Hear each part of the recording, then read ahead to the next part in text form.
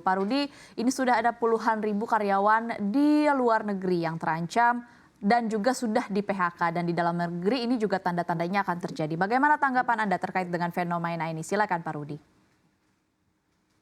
Kalau kita baca data dari layoff ya, itu memang perusahaan teknologi. Tapi kalau kita lihat startupnya itu levelnya itu later stage startup.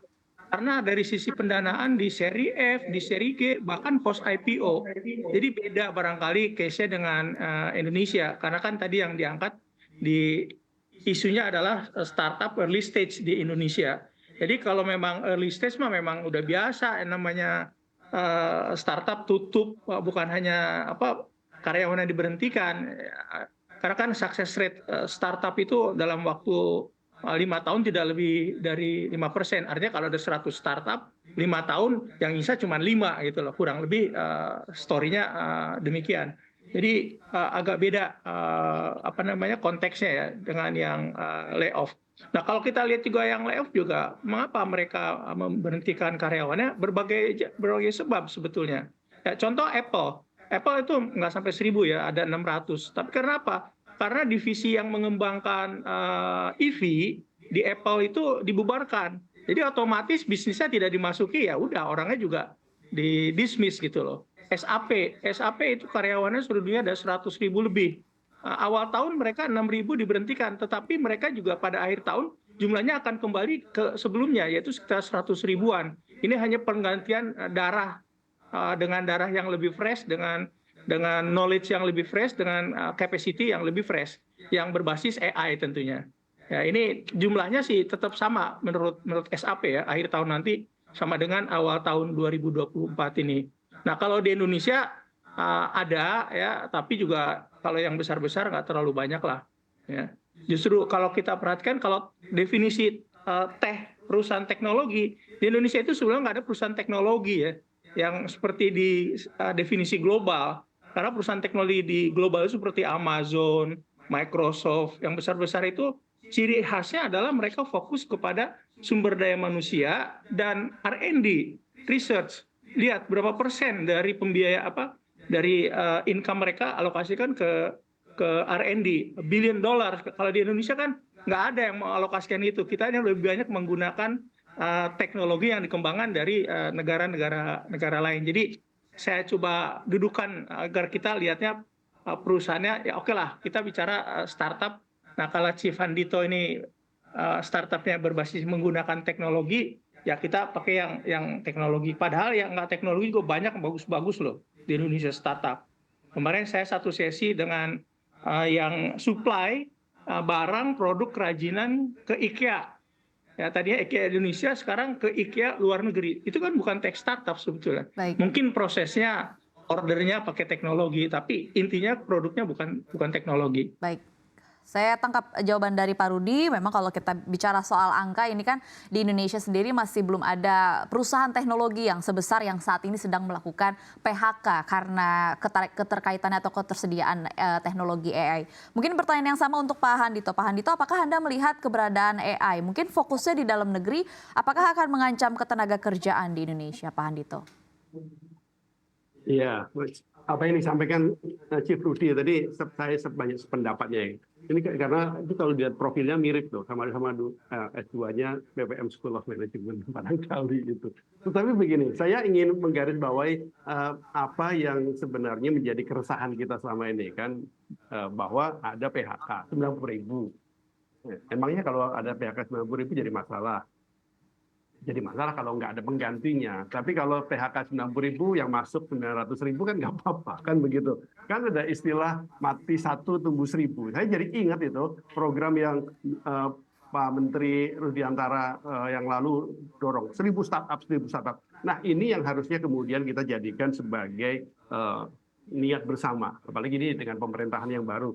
Apa mungkin Pak Chief Rudi perlu jadi menteri lagi nih pada kali supaya program 1.000 startup itu bisa muncul lagi. Tapi maksud saya begini loh, menurut saya sih apa yang terjadi sekarang ini dengan adanya PHK, menurut saya sama sekali tidak meresahkan ya, karena secara ekonomi secara keseluruhan di industri startup oke saja dan sekarang sudah mulai recovery. Nah, yang harus dilakukan sekarang adalah gaspol nih, tancap gas khususnya di Indonesia supaya lebih banyak lagi startup.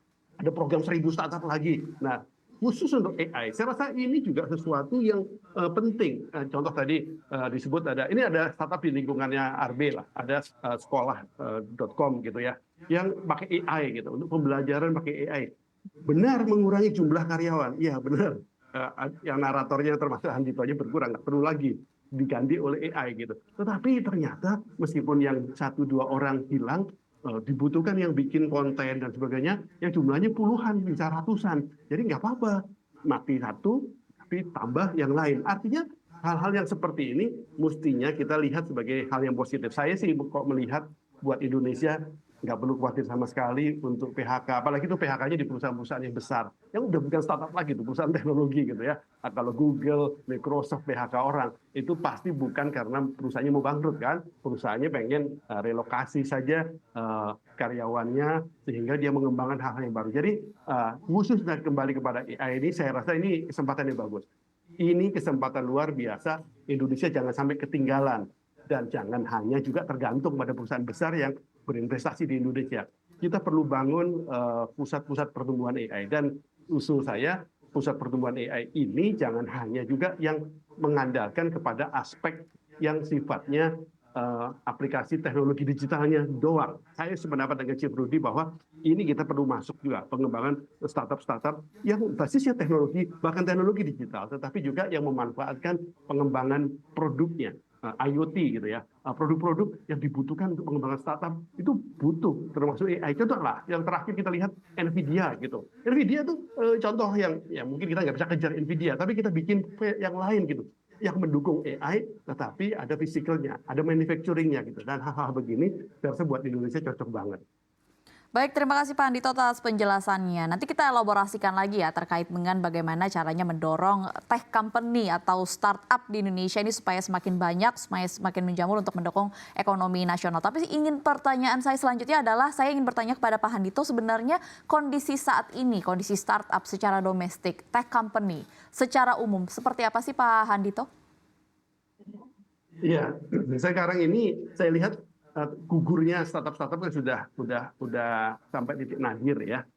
Saham-saham yang perusahaan-perusahaan startup yang sudah go public, yang sudah sampai 50 dan nilainya sudah nggak bisa turun lagi juga, nggak mungkin juga dimatikan. Nah, artinya apa? Sekarang sudah perusahaan-perusahaan startup, apalagi yang memanfaatkan teknologi digital, memang teknologi nggak hanya teknologi digital ya. Sekarang ini sudah dalam posisi yang boleh dikatakan ada titik yang mau recovery kembali. Dan ini kesempatan baik sekarang ini menurut saya di tengah isu yang di dunia yang lagi susah, Indonesia harus mengambil manfaat. Baik, terima kasih Pak Handito. Saya akan beralih ke Pak Rudi. Pak Rudi, kalau dari pengamatan Anda, seperti apa kondisi industri startup pada saat ini? Karena kan kita tahu begitu kalau dari global ini tekanannya cukup banyak dan industri startup teknologi ini juga kan sentimen utamanya pasti datangnya dari luar negeri begitu. Kita tahu rupiah pada saat ini sedang melemah, kemudian suku bunga juga masih ada di era yang sangat tinggi. Anda melihat industri tech company atau startup di Indonesia pada saat ini seperti apa Pak Rudi? Lebih bagus sekarang. Kenapa? Kita punya startup yang katakanlah yang tanda kutip ya, yang sudah melewati masa COVID, yang sudah melewati masa di mana cheap money itu banyak diguyurkan. Nah, pada saat winter teh, ya, semua itu fokus kepada cash flow, semua itu fokus kepada EBITDA. Artinya yang ada sekarang itu lebih sehat startupnya. Itu satu. Kedua juga lebih sustainable ya startupnya. Nah, kalau kita lihat juga dari sisi pendanaan ya, kuartal pertama 2024 pendanaan kepada startup itu ada 30 lebih startup didanai, total pendanaannya kurang lebih 310 juta dolar. Itu meningkat dibanding year on year dibanding kuartal pertama 2023 yang hanya sekitar 270-an juta dolar, artinya meningkat 15%. Artinya uang itu tetap masuk ke Indonesia, ke startup Indonesia, tapi mereka milih kepada perusahaan yang secara fundamental itu bagus, walaupun kebanyakan masih di early stage. Tapi yang diharapkan betul-betul bisa EBITDA positif dalam waktu berapa lama. Road to profitability-nya bagi investor yang sekarang fokus. Bukan berapa dia aplikasi yang di-download, berapa usernya, nggak ada. Artinya terserahlah yang di-download berapa, terserahlah user berapa, tapi menghasilkan uang berapa itu lebih penting bagi investor. Tapi kuartal pertama itu lebih bagus dibanding kuartal pertama 2023. Artinya saya positif ya bahwa pendanaan ini akan nanti masuk lagi. Walaupun juga tidak akan cepat karena suku bunga global masih tinggi, orang masih nyimpen di fixed income daripada yang berisiko seperti startup. Tapi makin resilience, makin bagus startup-startupnya karena melewati masa susah, masa COVID, investor juga sangat selektif ya pada saat mau menyimpan investasinya di startup Indonesia.